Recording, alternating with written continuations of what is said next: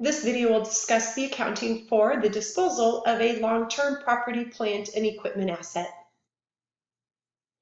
When a company is finally done using an asset and they dispose of it, either through throwing it away or selling it, we need to account for it.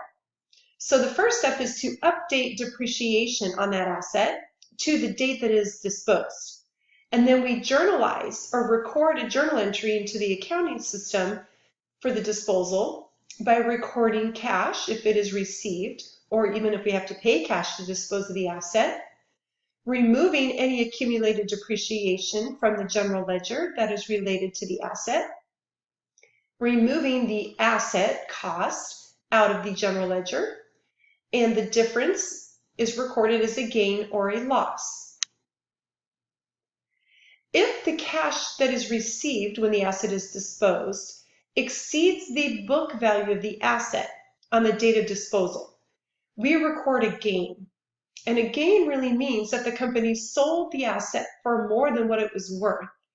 And a gain is an account that we haven't worked with too much previously, but a gain is really similar to a revenue.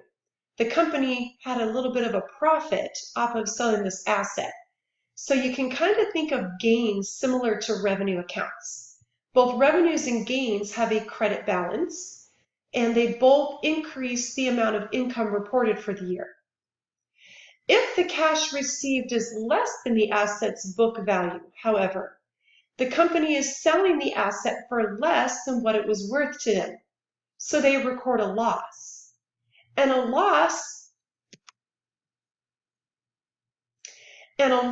is really similar to an expense.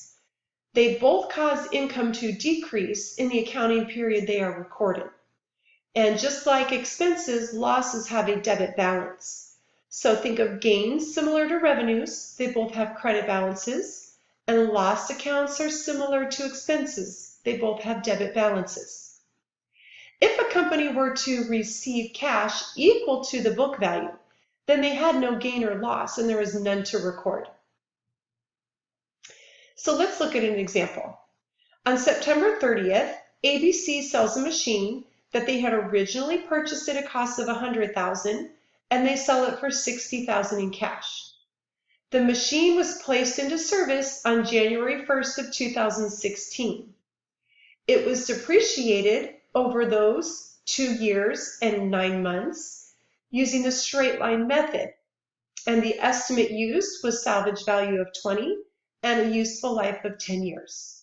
So the first step is to update depreciation expense through the date that the asset is disposed. The annual depreciation will be the cost of 100 minus the salvage of 20 divided by the 10-year life. Annual depreciation under the straight line method is $8,000. To get the depreciation for the first 9 months of 2019, or January 1st through September 30th, the date of the disposal, we would take that annual depreciation of $8,000 and multiply it by the fraction of the year to get partial year depreciation of $6,000. So first, we update depreciation expense by debiting depreciation expense and crediting accumulated depreciation for $6,000. That means we have now updated the asset's depreciation through the last day that we have used it, the disposal date. So before we can record the actual disposal, we need to figure out what the book value is. We have the original cost of $100,000. The amount of depreciation recorded was 3 full years at $8,000, plus the current year's partial $6,000 depreciation, bringing total accumulated depreciation to $30,000, or the book value on the date of disposal of $70,000.